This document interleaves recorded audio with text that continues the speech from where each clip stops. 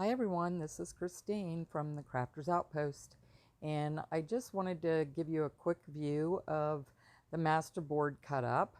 I had just cut up several different sizes, shapes, and just to get the board down to a size that I could work with it.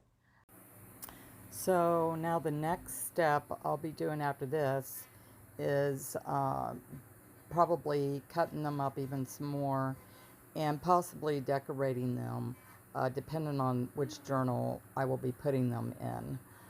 Some I may save and decorate according to the journal that I'm using. Some I may just go ahead and decorate in advance so I can have something available to use in a journal. And so there's all kinds of different ways and ideas of things that you can use these for, and I will be making a video on that next.